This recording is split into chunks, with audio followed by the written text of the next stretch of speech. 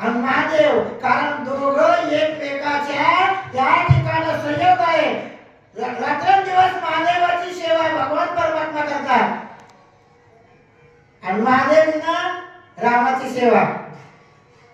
पण आम्ही काय करतो, हरिहरा नाही भेद, नाही नका करू वाद, एक एकाचे हृदय आणि गोडी साखरेच्या काही. वारकऱ्याला दोन गोष्टी मानलेत का, एकादशी आणि सोमवार. आणि काचे का नाही आता, कारण दुसरे देव नाहीत असं नाही हो, देव आहेत.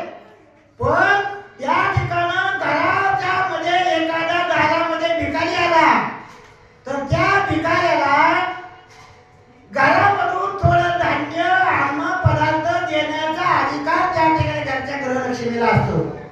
पण एखादा पाहुणा आला आणि पाहुण्याला 10-5 रुपये जर पैसे काही पाहिजे असतील तर मालकाला जेवण द्यावं लागतं. आई साहेबाचा अधिकार नाही. तसं या ठिकाणी भगवान परमात्मा अवतीर्ण झाल्यानंतर सर्व सुख आणि आनंद आहे. महादेवानं काय केलं, सीतामाईला वनवासाला पाठवायचं हे सांगितलं नाही. आता आई साहेब निघून जातो म्हणून महादेवजी आनंद झाला, त्यांना प्रभू रामचंद्रालाही आनंद झाला. राम अवतारामध्ये अशी भेट घेतली आणि भेट घेतल्यानंतर दोघाला मोठा आनंद झाला. पण कृष्ण अवताराचं मोठा अवघड आहे हो का. थोडा प्रसंग सांगतो. ज्या वेळेस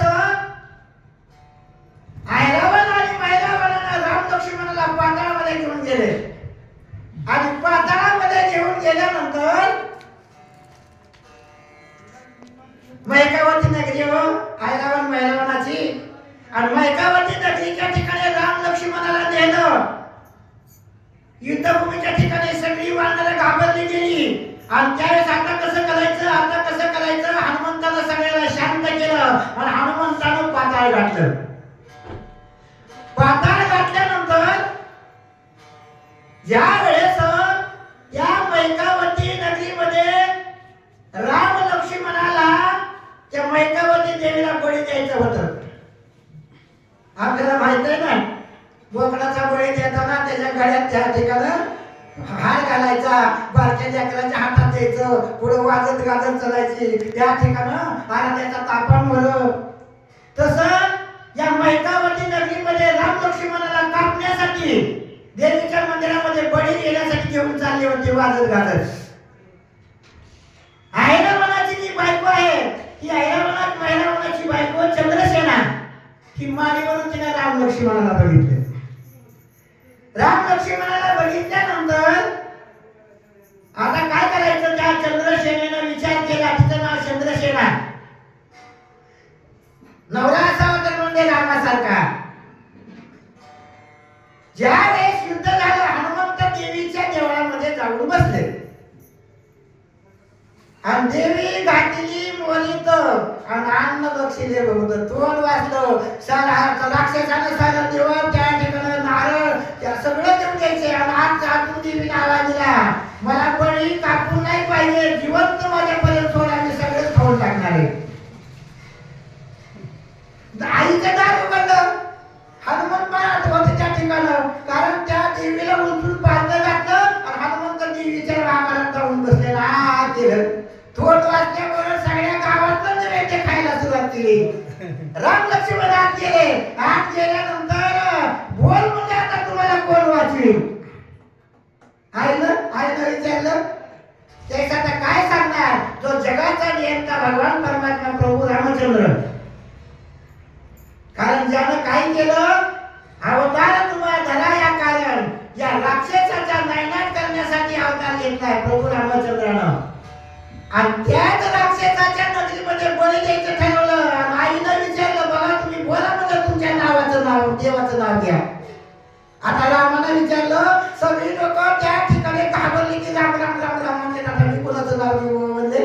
पण आठवलं, कारण या ठिकाणी माझा हनुमंत असता तर म्हणते तुमचं काही बरं येत नव्हतं. हनुमंतराया प्रगट झाले आणि राम लक्ष्मणाला त्या ठिकाणी आनंद झाला. ऐरावण मैरावणाला मारण्यासाठी युद्ध सुरू झालं. एका बाणानं ऐरावण मारायचा, परंतु त्याला बाण लागला, रक्त सांडायचं आणि त्या रक्तातून राक्षस तयार व्हायचा.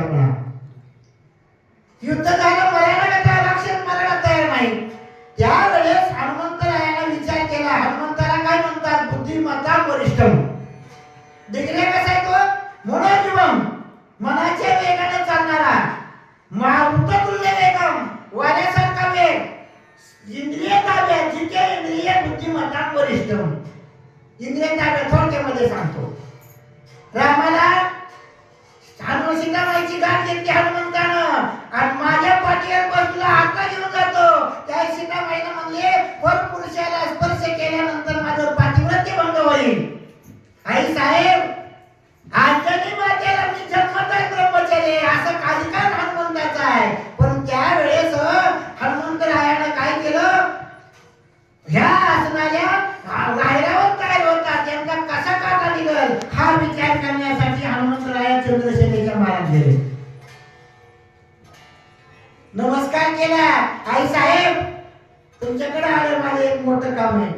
हनुमंता, काय काम आहे? एक वानर अचानक आलाय. त्यावेळेस कसं विचारावं? तुमचा पतीचं मरण कशात आहे? तिनं वचन दिले, म्हणजे हा जर राम माझ्या ठिकाणी माझ्या घरी घेऊन येशील राम लक्ष्मणाला, तर माझ्या नवऱ्याचं मरण सांगितलं. भुंग्याला मारलं, थोडक्यात सांगतो. आणि त्यावेळेस त्या भुंग्याला काय केलं? भुंग्याला चंद्रसेनेचा पलंग कोरला आणि पलंग कोरून त्याने राम लक्ष्मण आल्या बरोबर पलंग बोलला. प्रभू रामचंद्र निघून गेले. हनुमंताला म्हणजे आता रामाला मी तुम्हाला मी शाप देते. तो काय म्हणे? पतिव्रता. आणि तिची देवावरी सत्ता. थोडक्यात सांगतो, महादेवाच्या मंदिरामध्ये 2 मुली जप करत होत्या, तपश्चर्या करत होत्या. तपश्चर्या करत असताना महादेवानं त्या मुलींना सांगितलं, मुली हो, अंतर्धान स्वप्नामध्ये जाऊन सांगितलं, मुली हो, तुम्ही आता लग्न करा. एका मुलीने लग्न केलं, दुसरी म्हणजे आता मला काही नको, परंतु तिने लग्न करावं लागेल म्हणून हे मंदिरामध्ये त्या ठिकाणी रगड किती माणूस होता आणि त्याच्याबरोबर लग्न केलं. म्हणजे असं त्या देवाचा प्रसाद आहे. पण त्याची एवढी निष्ठेने सेवा केली, एवढी निष्ठेने ती सेवा केली, जे त्या ठिकाणं आंधळं पांगळं लंगडं पुढं रगड पिठं अतिशय आगाव असतं. गावामध्ये कार्यक्रम होता तिकडे दुसरा, आणि ती म्हणजे चल मला बघायला तिथं घेऊन. खांद्यावर घेतलं तिनं, बाईनं नवऱ्याला खांद्यावर घेतलं आणि खांद्यावर घेऊन रस्त्याला चालली अंधारच्या टायमाला 9 वाजता. त्यावेळेस मांडव्य ऋषीला सूर आला होता. ऋषीला त्या ठिकाणं चोरानं चोरी केली. ऋषीच्या आश्रमामध्ये पैसा टाकला. राजाचे दूत आले आणि या ऋषी असून चोऱ्या करतो म्हणून त्याला सुरावर बरेच राजाला दिलं. सूर नदीला अडकला होता आणि हळदच्या बाईनं खांद्यावर घेऊन नवरा चालली होती ना, क्षण आगाव होता. चालता चालता त्या सुराला धक्का दिला त्या ऋषीला. ऋषीला धक्का दिल्यानंतर ऋषीचे चंद्रपायाची आग मस्तकाला दुःख झालं आणि दुःख झाल्यानंतर ऋषीने शाप दिला, ज्यानं माझ्या अंगाला धक्का लागलाय तो दिवस उभयाच्या आगमध्ये. बाईनं आपल्या नवऱ्याला तिथंच खाली ठेवलं.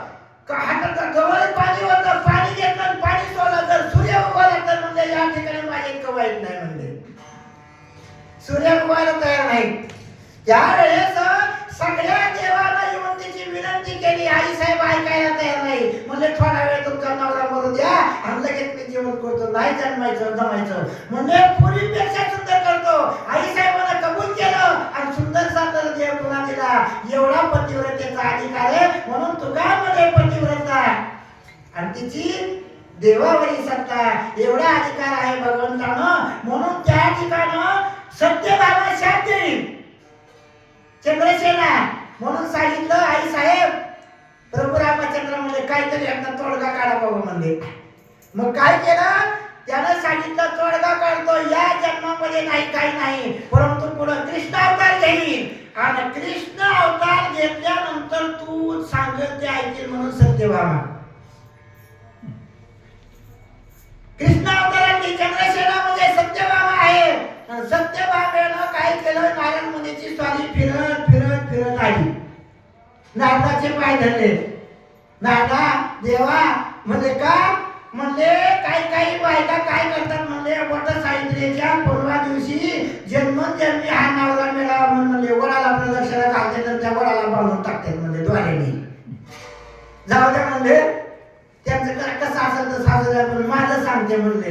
माझं मला काहीतरी उपाय सांगा, कारण प्रत्येक जन्मामध्ये कृष्ण परमात्मा मला नवरा मिळावा याच्यासाठी काय करावं लागेल.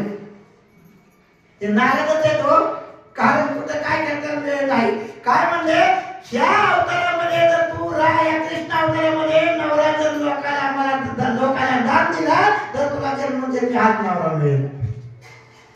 आता बाहेरची जाते, मग तिने काय केलं, म्हणजे मुलीवाल्या तुमचं बरोबर आहे हो, म्हणजे पण हा दान कोणाला द्यावा,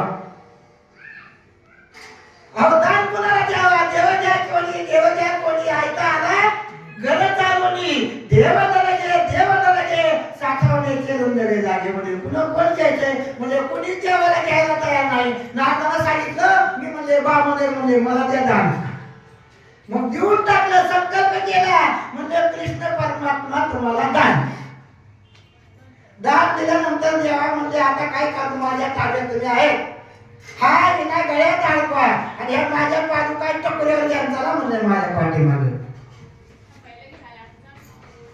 अहो देवाला निघाल्यानंतर 16,108 बायकांना सत्यभामेला किती शिव्या दिल्या असतील मापय का, तू चिठ्ठी मारली नाही काय म्हणले, आमचा अधिकार नाही का. रुक्मिणी आई साहेबांना सगळ्या बायानं नांदाला गोंगाटा घातला. त्यावेळेस नारद मुनी वाल्या आता सत्यभामेकडून चुकलंय म्हणले, पण या देवाच्या बंध्यामध्ये तुम्हाला काय द्यावा म्हणजे तुम्ही सुरू न करता सुटका करता म्हणजे देवाची. नारदाला सांगितलं नाही जमायचं, दिलेलं दान काय मी मागायला देत नसतं म्हणले. सगळ्या वाचणाऱ्या अष्टबायका आहेत, रुक्मिणी, जांबुवंती, सत्यभामा, त्या ठिकाणी सगळ्यांना नारदाचे पाय धरले. त्या ठिकाणं तुम्ही